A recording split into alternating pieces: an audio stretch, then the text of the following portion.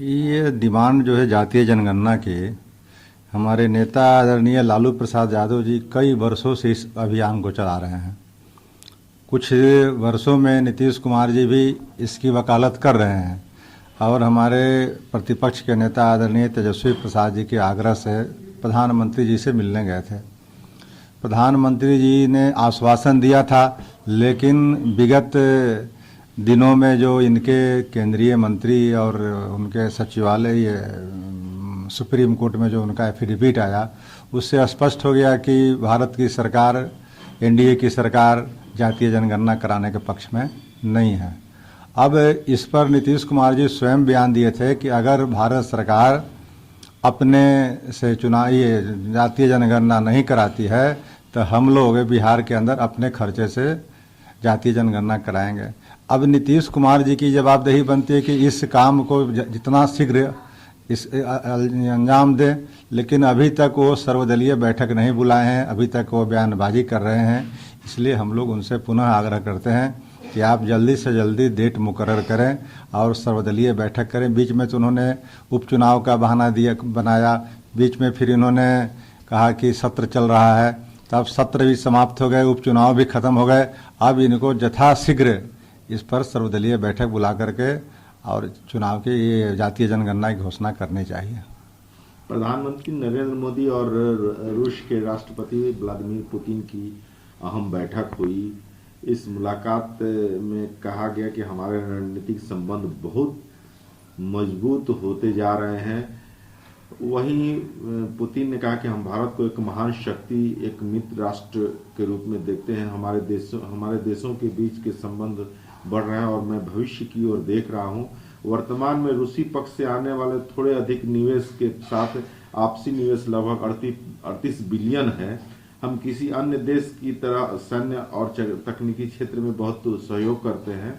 हम भारत में उच्च तकनीक विकसित करने के साथ साथ उत्पादन भी करते हैं। रूस के राष्ट्रपति ने ये बात कही है दोनों संबंधों को लेकर के। देखिए, रूस से भारत का संबंध आज से नहीं, कई वर्षों से रहा है संबंध, और एक विश्वसनीय मित्र के रूप में रूस ने हमेशा भारत के साथ खड़ा रहा है।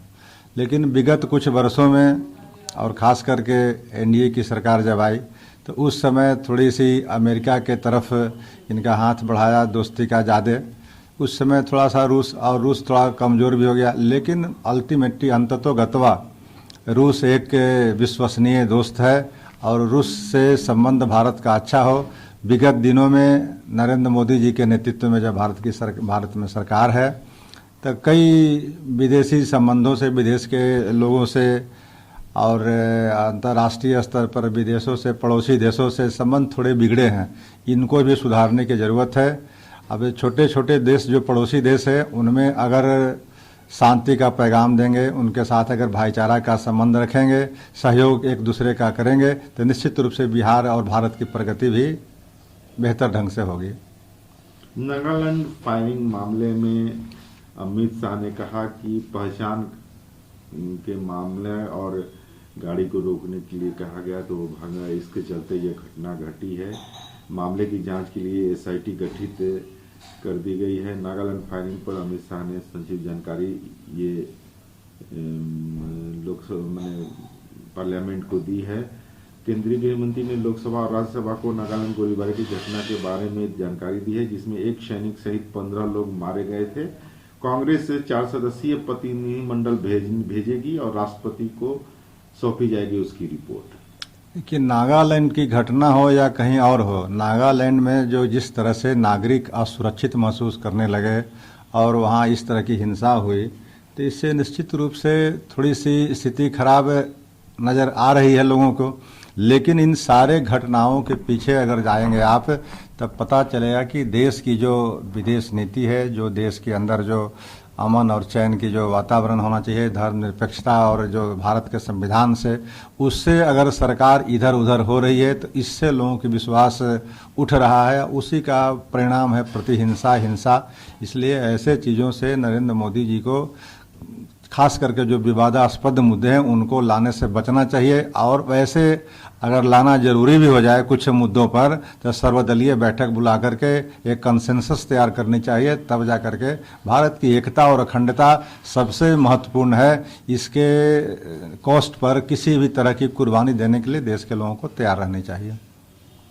भारतीय किसान यूनियन ने सोमवार को कहा कि केंद्र सरकार ने अभी तक कृषि से जुड़े विभिन्न मुद्दों पर बातचीत के लिए समिति नहीं बुलाई है और घोषणा की है कि किसानों का आंदोलन पहले की तरह जारी रहेगा। दुर्भाग्यपूर्ण बात है कि एक तो कि किसानों के आंदोलन आज से नहीं चल रहे हैं और किसानों के जो 3 कृषि कानून पास हुए उस पर लगातार देश के अंदर एक गजब तरह का वातावरण था और इतना बड़ा सत्याग्रह आंदोलन चला, इतने लोगों ने कुर्बानियां दी, उसके बावजूद भी सरकार बात करने के लिए किसानों के यूनियन से तैयार नहीं है।